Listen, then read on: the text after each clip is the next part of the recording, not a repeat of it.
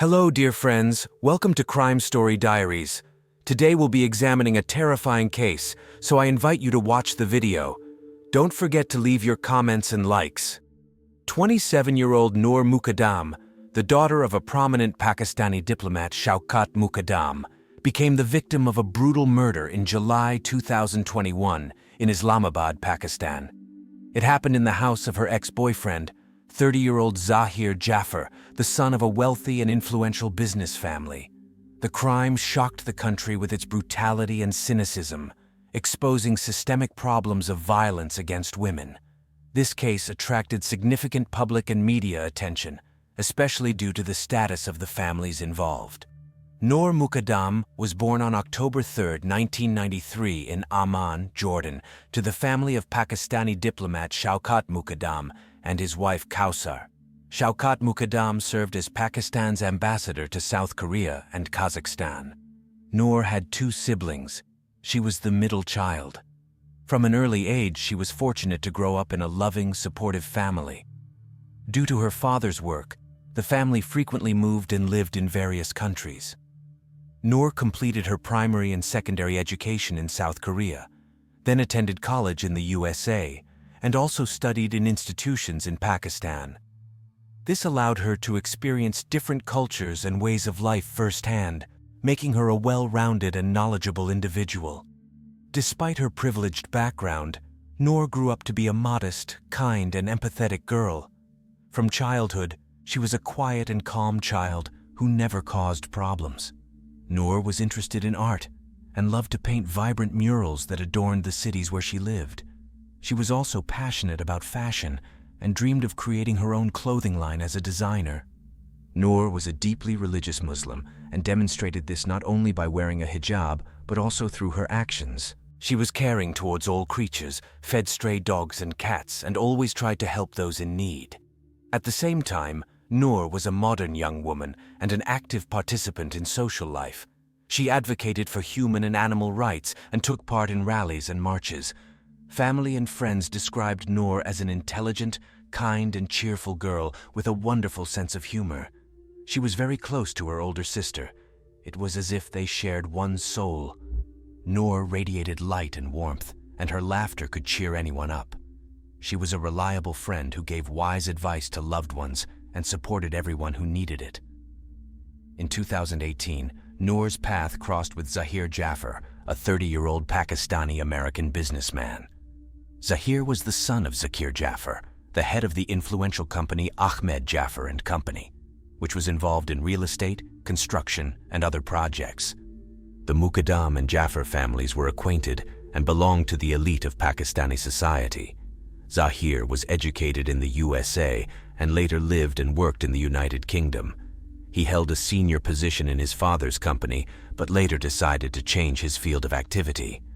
Zahir started working at the Therapy Works Mental Health Center, where he gave lectures and conducted sessions as a psychologist. Despite also coming from a wealthy family, Zahir was very different from Noor in terms of personality. By nature, he was reserved and unsociable, showing no interest in communicating with peers. Even at the parties that his parents regularly hosted, he usually kept to himself and did not seek to make new acquaintances. However, thanks to family connections, Noor and Zahir met and began communicating. Gradually, an attraction developed between them, which grew into a romantic relationship. They seemed to complement each other perfectly. The cheerful and sociable Noor seemed to awaken hidden traits in Zahir, and next to her, he began to open up, laugh, and enjoy life like never before. Noor and Zahir's relationship developed rapidly. They did not hide their connection, and both families were satisfied with this union. For them, Noor and Zahir were a perfect match, as if created to be together. The parents were proud of the couple and had high hopes for their future together. Meeting Noor seemed to turn Zahir's life around. Previously lonely and withdrawn, he blossomed next to the girl. When they were together, Zahir joked, laughed, and danced, something no one had ever noticed about him before. These changes pleasantly surprised his family and friends, who saw Zahir so happy and cheerful for the first time. For the first few years, Noor and Zahir enjoyed a happy relationship filled with love and support. However, disturbing signs gradually began to appear, foreshadowing a tragic finale. Despite the outward idol, Zahir, as it turned out, was hiding a dark side to his personality. Behind the mask of the perfect boyfriend, Zahir was hiding serious problems. As it became known, he suffered from schizophrenia, which only a few people knew about. He was diagnosed at the age of 20, and since then, Zahir had been secretly receiving treatment at the Therapy Works clinic. His parents did everything possible to hide their son's illness, hoping that marriage and the support of his beloved would help him cope. But despite treatment, Zahir's condition caused serious concern. He had problems with aggression and anger control, which only worsened over time. Several times, Zahir even attacked his own mother, forcing her to call the police. Once this happened in their house in London, resulting in Zahir being deported from the United Kingdom. It turned out that this was not the only incident. In the United Kingdom, Zahir was repeatedly accused of sexual harassment and assault. His behavior was so threatening that it eventually led to deportation. However, thanks to the efforts of his influential family, these events were hushed up and hidden from the public. Zahir's problems were not limited to mental health and uncontrolled aggression. He also suffered from drug addiction and regularly used methamphetamine. Once, Zahir even brought drugs to a party where 4 girls took them. After that, they got into a car and had an accident, dying on the spot. This tragic incident was hushed up, but it became another proof of Zahir's propensity for destructive and dangerous behavior. Despite his outward charm and attractiveness, Zahir displayed deep contempt and aggression towards women. He regularly sent offensive and threatening messages to his former classmates and acquaintances. His behavior was so unacceptable and dangerous that several women even went to the police. Unfortunately, Noor did not immediately see Zahir's true nature. At first, he carefully hid his dark traits, trying to appear as the perfect partner. But over time, Zahir began to show more and more signs of aggression and cruelty. He repeatedly raised his hand against Noor, but the girl kept silent about it, hoping that everything would work out. The relationship, which began so brightly and promisingly, gradually turned into hell. Zahir became increasingly controlling, jealous, and aggressive. Noor tried to break this toxic bond, but Zahir could not accept her decision. He stalked the girl, begged for a second chance, and promised to change. Only after 3 years did Noor finally dare to leave Zahir. She could no longer endure his cruelty and instability. The girl realized that she had to save herself before it was too late. But the breakup only angered Zahir. He refused to accept her choice and was obsessed with the idea of getting Noor back at any cost. Both Noor and Zahir came from influential families, and their breakup seriously worried their loved ones. After all, they perceived this relationship not just as a romance, but as a beneficial alliance that suited the interests of both families. So the news that Noor and Zahir were no longer together caused a wave of discontent and attempts to intervene and help. Zahir took the breakup especially hard. His ego was completely shattered by Noor's rejection, and this further fueled his obsession with the girl. Zahir began planning his move to the USA, hoping to start a new life there. But before that, he was determined to try one last time to win Noor back. And this attempt had fatal consequences. On July 18, 2021, Zahir decided to put his plan into action.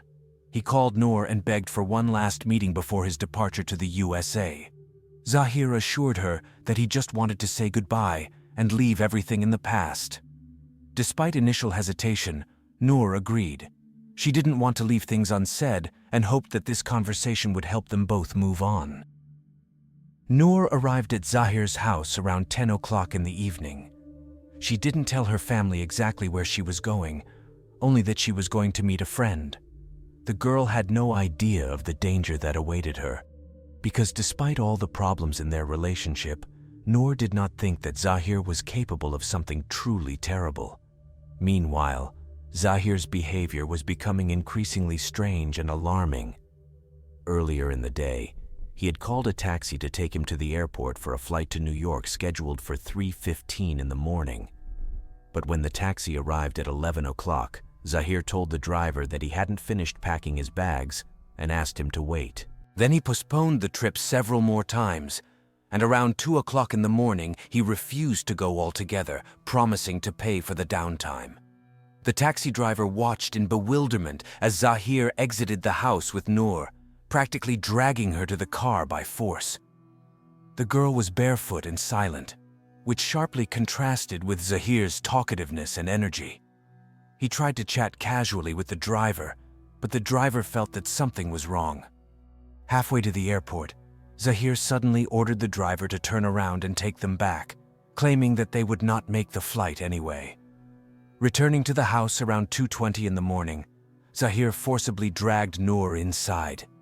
This was the last time the girl was seen alive. Locked in the house alone with a deranged Zahir, the next 2 days turned into hell for her and for her family. A nightmare of uncertainty and desperate searches for their missing daughter began. While Noor was being held captive by Zahir, her parents were going out of their minds with worry. The girl's phone was silent. She did not respond to messages. Only once, on July 19th, Noor allegedly sent her mother a message saying that she had gone to a neighboring city with a friend, but this only heightened her family's suspicions. They knew that this was out of character for Noor and that she would never disappear like that without warning. Noor's worried parents began calling Zahir, but his answers only heightened their anxiety. He claimed that he hadn't seen Noor and that she wasn't in his house. At the same time, Zahir spoke strangely, incoherently, as if trying to make excuses or hide something. His behavior aroused more and more suspicion, but no one could have imagined the scale of the tragedy unfolding behind closed doors. The last hours of Noor's life were a real nightmare. Surveillance cameras recorded the girl trying to escape from the house several times, but each time Zahir caught up with her and forcibly brought her back. He locked Noor in a room, threatened her with weapons, beat and humiliated her. All this time, Zahir's security guard and servants were in the house, but none of them intervened or called the police. On the morning of July 20th, Noor's mother received a voice message from her daughter. Unfortunately, the content of it remains unknown, but after that, the woman spoke with Zahir for another 20 minutes. Later, she recalled that he seemed agitated and angry, repeatedly claiming that Noor was not with him. These strange conversations alarmed the family even more, and they felt that their daughter was in trouble. Noor spent her final hours in inhuman agony. Zahir tortured her, inflicting dozens of wounds with blunt and sharp objects. Eventually, he shot the girl and then cold-bloodedly cut off her head. Even after that, Zahir remained in the house for several more hours, coming to his senses and pondering what to do next.